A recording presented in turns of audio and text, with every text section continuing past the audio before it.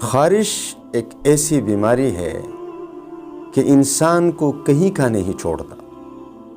آج میں آپ کو خارش کا ایک بہت ہی بہترین اور آسان علاج بتانے والا ہوں۔ تو بسم اللہ الرحمن الرحیم، السلام علیکم ورحمۃ اللہ وبرکاتہ۔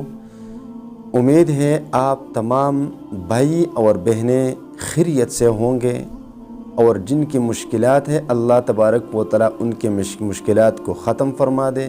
جن کی اولاد نہیں ہے اللہ تبارک و تعالیٰ ان کے اولاد عطا فرمائے۔ جن کے رشتے نہیں اللہ تبارک و تعالیٰ ان کو ان کے پسندیدہ رشتے عطا فرمائے، اور اللہ تبارک و تعالیٰ آپ سب کو اپنے حفظ و امان میں رکھے۔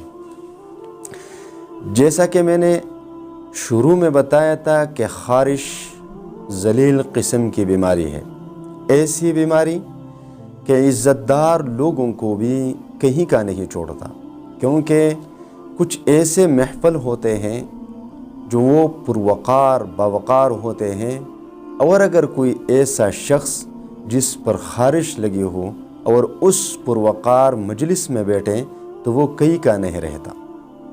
لہٰذا اس مصیبت سے نجات کے لیے میں جو آپ کو یہ وظیفہ بتاؤں گا، اس وظیفے کو آپ پابندی کے ساتھ پڑھیں گے، اور پڑھنے کے بعد آپ اس کو سرسوں کے تیل پر دم کریں گے، اور پھر اسی تیل سے آپ متاثرہ جگہ کی مالش کریں گے۔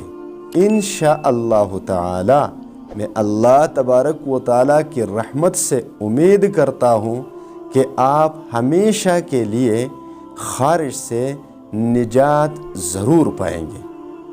تو وظیفہ بہت ہی آسان ہے۔ آپ ایسا کریں، اعوذ باللہ پڑھیں، بسم اللہ الرحمن الرحیم پڑھیں، پھر 7 مرتبہ سورۃ القدر پڑھیں، انا انزلناہ فی لیلۃ القدر وما ادراک ما لیلۃ القدر۔ اس سورت کو آخر تک 7 مرتبہ پڑھیں، اور پھر سرسوں کے تیل پر اس کو دم کر دیں، اور پھر اسی تیل سے متاثرہ جگہ کی مالش کریں۔ انشاءاللہ تعالی منٹوں میں آپ خارش کے اس ذلیل مرض سے چھٹکارا ضرور پا لیں گے۔